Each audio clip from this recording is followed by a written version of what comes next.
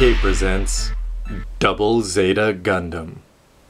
So now it's time for some final thoughts about the mobile suit before we look at the transformation. But first of all, I have to say, as it comes spinning around here, I do like the looks of this Double Zeta Gundam.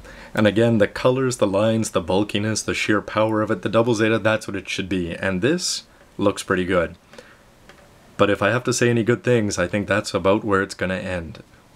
So for posability and solidness, well, first of all, you can't pose anything with the legs because you can hardly move anything. And second of all, because of the transformation, nothing is solid down there. It's really hard to get the legs into place. And as mentioned, the red cockpit hatch and the chest part want to fall off all the time. As well, the little connecting mechanism there is not all that solid, and it just has a lot of moving parts from the knees to the forearms, and all of those things you have to line up just right if you want to get it in a pose. So if you wanted to do anything other than just stand there and look intimidating, you're really not going to have a lot of luck with it. My next complaint is, as you just saw, is about the weapons. I thought it would be pretty good the way they built that into the palm, and that you are able to lock both of these, the beam sabers and the beam rifle, into place.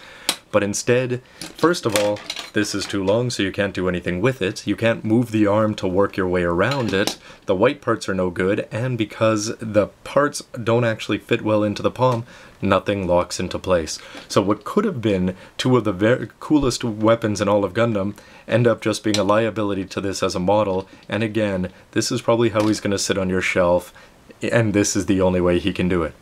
One last good thing though is you'll notice that even though there's a core block inside holding it together, I can still have my core fighter on display. So Bandai, please do that every time and give us a core fighter and a separate core block, which just adds that much more playability. You know, I almost always break out my turntable for these final thoughts, but now for my final thoughts on the G-Fortress. And I have to say that actually it's sort of cool compared to the to the regular Zeta Gundam, because the Zeta Gundam just has the one mode, whereas with this you just get that much more playability, A, because you get a core fighter and a core block, but B, because you're able to make the core top, the core base, and the G-Fortress. But I think they all do a pretty good job of hiding the Gundamness while still looking like what is a plausible spaceship of some sorts.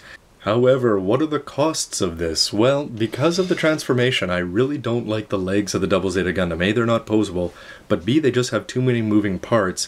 And on the other hand, when you do put it into G-Fortress mode, etc., the top, the arms move all over the place because they don't have enough solidness and they have too much posability. So a balance needs to be struck. So final verdict on the transformation, you know I'm not a big fan of transforming Gundams anyway because of the drawbacks that the transformation entails in the design. But anyway, this one is not bad because it looks good, but on the other hand, it does take time and it's not something that I'm going to do all that often, whereas something like the Master Grade Wing is something that's really easy to pull off with very little stress or frustration. So final verdict. It looks good as the G-Fortress, it looks good as the spaceships, it looks good as a brick mobile suit standing there with no weapons, but with no version 2.0 on the horizon, I have to recommend buying this if you're a fan of the anime, because it's just, the Double Zeta is too important in the pantheon of Gundams to be ignoring. So we may get a version 2.0 in 5 or 10 years, but this is the best we can do for now. Anyway everybody, Robert184, thanks for watching, see you next time.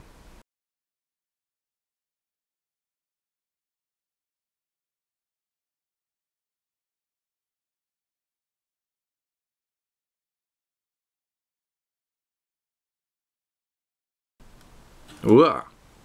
Who is this beast, and should I know you?